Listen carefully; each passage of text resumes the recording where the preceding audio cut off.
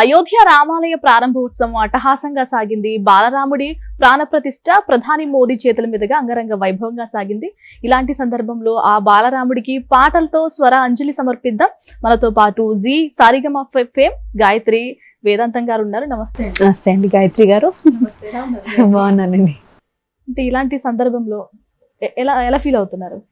నాకు చాలా ప్రత్యేకమైన ఫీలింగ్ వస్తుందండి. ఎందుకంటే యూజువలీ ఎప్పుడు ఏ టెంపుల్ ఇనాగ్రేషన్కి జరగనంత వైభవంగా ఈసారి జరుగుతుంది. అండ్ మనందరం కూడా దీంట్లో ఒక భాగం, ఎక్కడో ఒక చిన్న ఉడత భక్తి సాయల్లాగా ఎక్కడో ఒక చిన్నది మంది కూడా ఉంది అన్న ఒక స్పెషల్ ఫీలింగ్, మనది అనే ఫీలింగ్ వస్తుంది ఈసారి టెంపుల్ ఉద్ఘాటనలో. అయితే అంటే మనమందరం కూడా భాగస్వాములు అని అనిపించాలి కాబట్టి ఇది తీసుకొచ్చారు, కాంట్రిబ్యూషన్ చేయండి అంటే. అవును. సో మన దేశం నుంచే కాదు, ప్రపంచ దేశాలు, మన పక్క దేశాల నుంచి కూడా స్వామివారికి గిఫ్ట్లు వచ్చాయి. అవును, స్వామివారి అత్తగారింటి నుంచి, అటు సైడ్ శ్రీలంక నుంచి కూడా వచ్చాయి. నేను కూడా చదివాను దాని గురించి. చాలా బాగా అనిపించింది. అంటే మొత్తం world celebrating Ram Mandir inauguration. Time square పైన కూడా ఈ లైవ్ కూడా టెలికాస్ట్ అయింది. అవును, సో దట్స్ స్పెషల్. ఇది రేర్.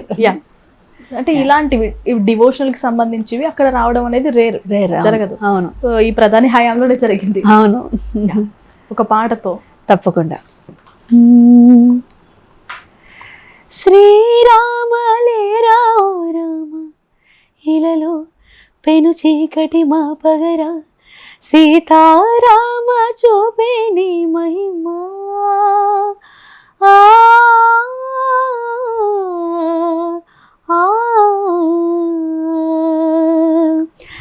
దర్శనమును కోరా దరికే చేరే దయగల మహారాజు దాశరథి, తొలితను ఎదురుగా కులిసేలుడే హితమును గావించే ప్రియవాది, వీరమతియే నీయమతియే చేరు రఘుపతియే, ప్రేమ స్వరమే స్నేహకరమే వేలు రఘుపతియే, అందరూ ఒకటేలే రాముడికి ఆధారం ఒకటేలే, సకల గుణ రాముని నీతిగా రాముని తలుచగ ఏమని పొగడుదుని, శ్రీరామలే రామ రామ ఇలలో పెను చీకటి మా పగరా, సీతారామ చూపే నీ మహిమా.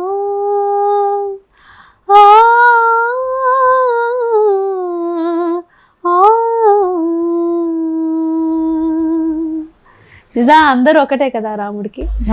కానీ రాముడు దయ చూపించడం కాస్త లేట్ అయినట్టుంది అయోధ్య పైన. లేట్ అయినా కానీ లేటెస్ట్గా వస్తారు. సో లేట్ అంటే మనం అనుకుంటే సరిపోదండి, ఆయన ఆజ్ఞ ఉండాలి, ఆయన చేయాలనిపించినప్పుడే జరుగుతుంది. అండ్ ఎంతమంది కృషి ఉంది దీంట్లో, ఎన్ని సంవత్సరాల నుంచి ఈ పోరాటం జరుగుతోంది. మొత్తానికి ఎవరి మనసు నొప్పించకుండా ఇలాంటి ఒక అంగరంగ వైభవంగా ఈ స్థాయిలో జరపాలంటే ఏమాత్రం ఆయన కృప లేకుండా జరుగుతుందంటారా? సో లేట్ అయినా లేటెస్ట్ వచ్చారు స్వామి, అంతే. ఇంకొక పాట. యా, మీరు అంటుంటే నాకు ఒక మన రామ్దాస్ మూవీలో ఈ సాంగ్లో ఈ లైన్స్ అయితే నాకు చాలా చాలా ఇష్టం అనమాట.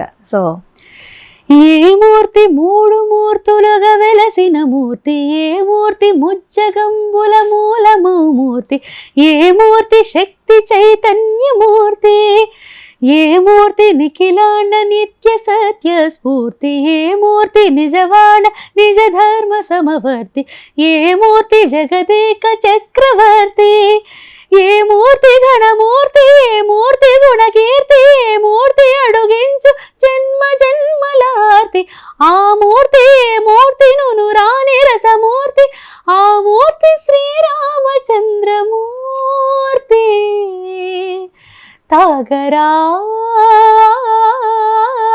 తాగరా శ్రీరామ నామామృతం,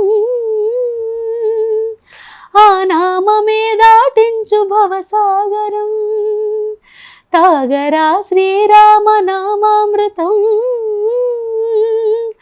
ఆ నామమే దాటించు భవసాగరం. అంటే శ్రీరామం ఆ పదానికి అంత పవర్ ఉంది. అవును, ఒక రామ రామ్ ఒక మర మర మర మర ఒక మర మర మర మర అంటుంటేనే ఎంతో పుణ్యం అని చాలా చోట్ల విన్నా. ఒక 2 చెట్లు, మర అంటే చెట్టు అనమాట, చెట్టు నుంచి మర మర మర మర మర మర అంటుంటే మన నామమే వచ్చేస్తుంది. సో అట్లా ఎన్ని పాపాలు చేసినా ఒక్క రాముడి పేరు తెలిస్తే చాలంటారు చాలామంది. సో దానికన్నా మించిందేం లేదు. ఇప్పుడైతే పాడుతుంటే నాకు ఆనందంగా ఉంది చాలా. ఇప్పుడు ఈ అయోధ్య రామాలయం గురించి కూడా చాలా మంది ఇన్వాల్వ్ అవుతున్నారు. చాలా మంది రామకొట్టు కూడా అందరూ మోస్ట్లీ ఇంట్లో ప్రతి ఒక్కరు రామకొట్టు రాశారు. అవును, అంటే నేను ఎక్కడో ఒక చోట విన్నానండి. యూజువలీ మనం ఏమన్నా ఒక ఏమన్నా ఒక లలిత సహస్రనామం కానీ ఒక్కళ్ళు చదువుతుంది వేరు, ఒక 5,000 మంది 10,000 మంది అంతెందుకు ఒక గ్రూప్గా మన ఇంట్లో మనం కూర్చొని అందరూ పూజ చేస్తుంటే ఆ వైబ్రేషన్ వేరు. అలాంటిది రామకోటి అంత వేల మంది అన్నిసార్లు రాస్తుంటే ఆ ఎనర్జీ ఎలా ఉండొచ్చు. సో బాధ అనే లేని ఎమోషన్ ఉంటుందేమో, నాకు అదే అనిపిస్తుంది ఈ టైంలో. అయితే మీరే ఎక్స్పీరియన్స్ చేశారు ఈ వారం రోజుల్లో? యాక్చువల్లీ నేను చాలా చాలా చిన్న వాళ్ళ నుంచి, యూజువలీ నిన్న బయటకు వెళ్తున్నప్పుడు ఎవరికి వాళ్ళు యూజువలీ ఫంకీ స్టిక్కర్స్ ఇవన్నీ పెట్టుకుంటారు, కానీ రాముడి జెండాలు ఎగురుతున్నాయి. సో అందరూ ఈరోజు నేను ఇక్కడికి వచ్చే దారిలోనే 4-5 చోట్ల నేను అన్నదానం చూశాను. సో తెలియకుండా అంటే పరోక్షంగా చాలా మంచి పనులు కూడా, ఒక రామ మందిరం కోసం అని చెప్పి చాలా మంచి కార్యక్రమాలు జరుగుతున్నాయి. పేదవాళ్ళకి అన్నదానం జరుగుతోంది, అండ్ చాలామంది గోష్ఠి గానం చేస్తున్నారు, భజనలు జరుగుతున్నాయి. ఎక్కడ చూసినా పాజిటివ్ వైబ్రేషన్ అయితే ఉంది. ఎక్కడ ఏమో చేసినా చెప్పాను కదా, బాధ అనేది అందుబాటులో రాకుండా చేసేలాగా అవుతుంది ఈసారి అయితే. సో నాకు అదే అనిపిస్తుంది. అంటే ఆ శ్రీరామం జై రామం ఆ పదాలు కూడా ఇందాక మనం మాట్లాడుతున్నప్పుడు చాలా మంది అన్నారు, అవును, సిరికి చిహ్నంలా నిలుస్తాయని. మీరేమంటారు దాని గురించి? నాకు నా ఐడియాలజీ ఈ విషయంలో అయితే కొంచెం డిఫరెంట్. సిరి అనేది పక్కన పెడితే అసలు నిజంగా మాట్లాడుకుంటే రాముడు పడినన్ని కష్టాలు ఎవరైనా పడ్డామా? అసలు ఎవరైనా పడతారా? పడగలమా? మంచి ప్రశ్న. సో పడగలమా? సో అయినా మనం రాముడిని ఎందుకు దండం పెట్టుకుంటున్నాం అంటే, నాకు ఎప్పుడైతే అనిపిస్తున్నా ఆయన అన్ని కష్టాలు పడ్డారు కదా, సో నీకు తెలుసు, you are more experienced, so మాకు నీలాగా ఒక మనోధైర్యాన్ని ఇవ్వు. నీకు ఎలాంటి ప్రాబ్లమ్స్ అయినా మా దాకా వచ్చినప్పుడు మేము దాన్ని ఎదుర్కొండే ధైర్యాన్ని మాకు ఇవ్వు. మన సమస్యలకి, రాబోయే సమస్యలకి, వచ్చిన సమస్యలకి అన్ని ఎక్స్పీరియన్స్ చేసిన సమాధానాలు ఉన్నాయి. సో నాకు సిరి పక్కన పెడితే ఆ మనోధైర్యాన్ని రాముడు ఎక్కువ ఇచ్చారనిపిస్తుంది. అంటే ఒక్కసారి ఎప్పుడైతే మనం ధైర్యంతో ముందరికెళ్తున్నామో సిరి అనేది ఆటోమేటిక్గా వస్తుంది, ఎక్కడికి పోతుంది. సో అమ్మవారి కటాక్షం అదే అంటారు కదా, ఎప్పుడైతే మనం ధైర్యంగా ఉంటాం లక్ష్మీదేవి అలానే వస్తారు అని చెప్పి. సో వాళ్ళందరూ సో ధైర్యంతో ముందరికెళ్తే లక్ష్మీదేవి వస్తుంది. ఆయన భార్య అంటే నెక్స్ట్ జన్మ భార్య కదా. సో వినకుండా అరణ్యానికే వచ్చిన ఆవిడ మన దగ్గర దాకా రాలేరా. అంటే దేవుణ్ణి కొలుస్తున్నప్పుడు ఎక్కువగా పాటలు పాడుతూ ఉంటాం, నామాలు స్మరిస్తూ ఉంటాం. ఎక్కువ నీరాజనం అంటే పాటలతోనే. సో అందుకే మరొక పాట తప్పకుండా. అదా మీరు ఇది అడుగుతున్నారా, ఏదో చెప్తున్నారని అనుకుంటూ వచ్చాను, బట్ ఓకే. యా. చరణములే నమ్మితి,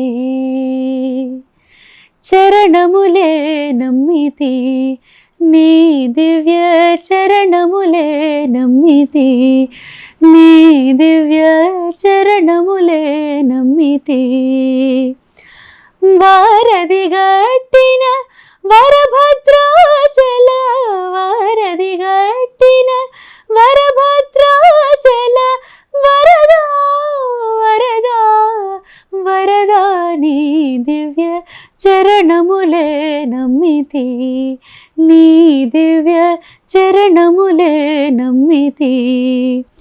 వాకిట నన్నేలో భద్రాచల రామ, వాకిట నన్నేలో భద్రాచల రామ, దాసుడా దాసుడా దాసుడా, నీ దివ్య చరణములే నమ్మితి, నీ దివ్య చరణములే చరణములే చరణములే నమ్మితి, నీ దివ్య చరణములే నమ్మితి. గాయత్రి గారు, అంటే సాధారణంగా మనం ఏ విగ్రహాన్ని చూసినా చేతులు ఎలా ఉంటాయి ఒకసారి పెట్టి చూపించండి, కానీ వెంకటేశ్వర స్వామి చేతులు మాత్రం వేరేలా ఉంటాయి. కిందకి ఉంటే ఇలా పైకి ఉంటాయి, అంటే నా చరణాన్ని నువ్వు నమ్మితే నేను పైకి తీసుకువెళ్తానని.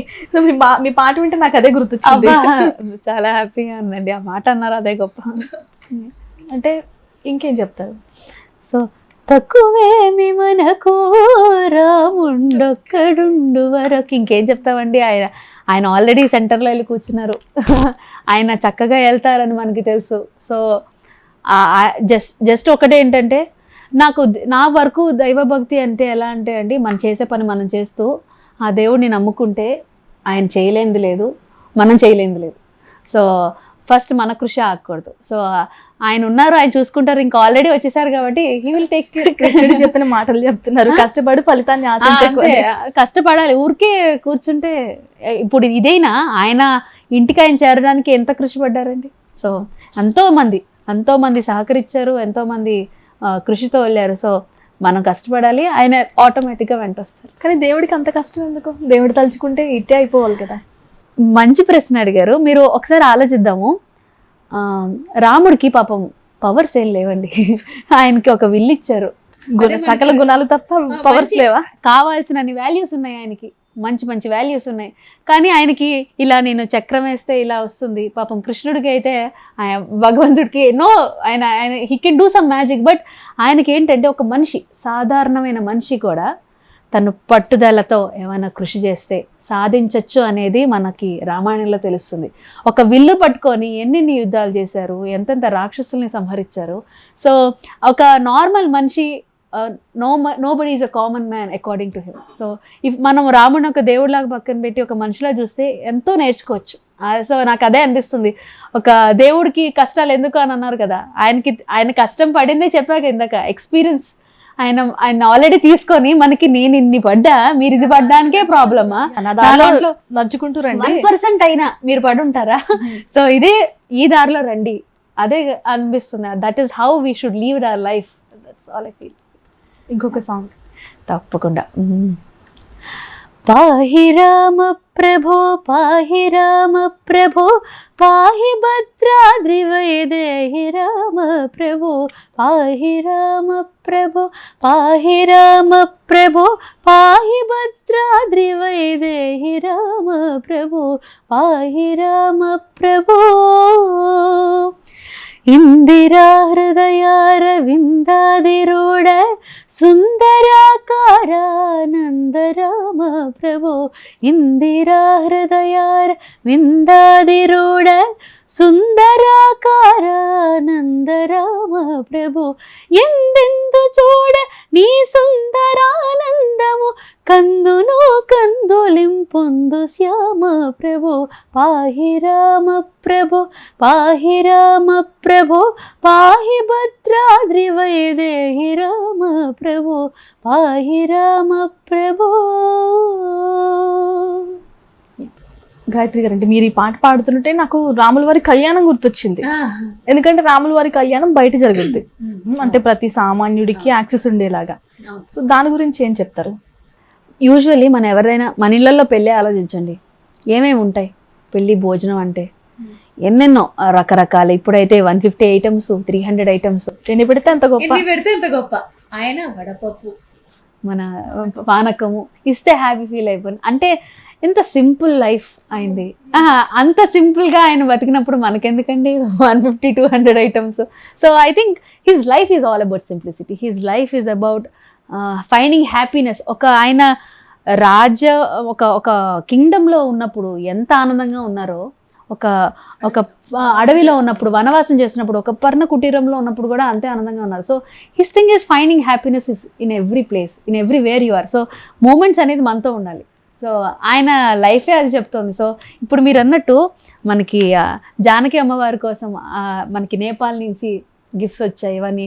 ఇదంతా ఇస్తుంది ఎవరి కోసం ఇస్తున్నారు? ఒక చిన్న బాల స్వరూపంలో ఉన్న రాముడికి ఇస్తున్నారు. సో ఆయనకి ఆల్రెడీ అవేం లేకపోయినా ఇవన్నీ ఇప్పుడు ఇంత అలంకరణ చేశారు చూడండి స్వామివారికి. ఇవన్నీ లేకపోయినా మొన్న రోజులో ఓన్లీ ప్లెయిన్ విగ్రహం, అయినా కూడా ఎంత అందంగా ఉన్నారు స్వామి. ఎంత మనోహరం అంటే అంటే యూ హ్యావ్, అంటే ఒక జ్యువెలరీ పెట్టుకొని మొత్తం అలంకరించిన ఆయన అందంగానే ఉంటారు ఏం లేకపోయినా. సో మనం నేర్చుకోవాల్సింది కూడా అదేనేమో. So be happy with whatever you have అంటే శ్రీరాముడి విగ్రహాన్ని చూస్తే మీకు అలా అనిపిస్తుంది? అనిపిస్తుంది, అలానే అనిపిస్తుంది నాకైతే. సో ఆయన అంత ప్లెజెంట్ పర్సన్, ఆయనకి పెద్ద పెద్ద విషయాలు ఏం అవసరం లేదు ఆయనకి. సో ఆయన ఎక్కడైనా హ్యాపీగా ఉండగలరు, అదే మనం నేర్చుకోవాల్సింది కూడా. Thank you so much Gayatri గారు. థ్యాంక్ యూ, నమస్తే. ఇది వాళ్ళ ప్రత్యేక కార్యక్రమం. నమస్తే.